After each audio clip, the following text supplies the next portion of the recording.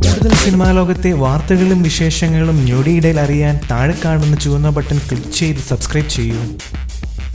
ചലച്ചിത്ര പ്രേമികൾ ആകാംക്ഷയോടെ കാത്തിരിക്കുന്ന ചിത്രമാണ് ബാഹുബലി ദ കൺക്ലൂഷൻ. പ്രേക്ഷകരെ വിസ്മയിപ്പിച്ച ബാഹുബലിയുടെ രണ്ടാം ഭാഗമാണ് ബാഹുബലി ദ കൺക്ലൂഷൻ. ഒന്നാം ഭാഗത്തിലേതുപോലെ രാജമൗലി ഒരുക്കുന്ന ദൃശ്യവിസ്മയം കാണുന്നതിന് വേണ്ടി മാത്രമല്ല പ്രേക്ഷകർ ആകാംക്ഷയോടെ കാത്തിരിക്കുന്നത്. അതിനപ്പുറം അവർക്കറിയേണ്ടത് ഒരു ചോദ്യത്തിനുള്ള ഉത്തരമാണ്: കട്ടപ്പ എന്തിന് ബാഹുബലിയെ കൊന്നു? ആ ചിത്രത്തിനായി പ്രേക്ഷകർ ഏപ്രിൽ 28 വരെ കാത്തിരിക്കണമെന്നായിരുന്നു സംവിധായകനും അണിയറ പ്രവർത്തകരും പറഞ്ഞത്. എന്നാൽ ആ രഹസ്യം കട്ടപ്പ തന്നെ ഇപ്പോൾ പുറത്താക്കിയിരിക്കുകയാണ്. ബാഹുബലിയെ കട്ടപ്പ കൊലപ്പെടുത്തിയ സ്ഥലം രാജമൗലി തന്നെ കാണിച്ചു തരുന്നുണ്ട്. ബാഹുബലിയുടെ ചിത്രീകരണ സ്ഥലത്തിലൂടെ അനുപമ ചോപ്ര നടത്തിയ സന്ദർശനത്തിന്റെ വീഡിയോയിലാണ് ഈ കാര്യമുള്ളത്. ബാഹുബലിയുടെ ലൊക്കേഷനിൽ അനുപമ ചോപ്ര നടത്തിയ സന്ദർശനത്തിന്റെ വീഡിയോയിൽ ചിത്രത്തിന്റെ അണിയറ പ്രവർത്തകർ വിശേഷങ്ങൾ പങ്കുവെക്കുകയാണ്. സംവിധായകൻ SS Rajamouli, art director Sabu Cyril, നായകൻ പ്രഭാസ്, കട്ടപ്പയായി വേഷമിടുന്ന സത്യരാജ് എന്നിവരാണ് അനുഭവങ്ങൾ പങ്കുവെക്കുന്നത്. 17 മിനിറ്റിലധികം ദൈർഘ്യമുള്ളതാണ് വീഡിയോ. ബാഹുബലിയെ കൊന്ന സ്ഥലം ഏതാണെന്ന് വെളിപ്പെടുത്തിയത് സംവിധായകൻ രാജമൗലി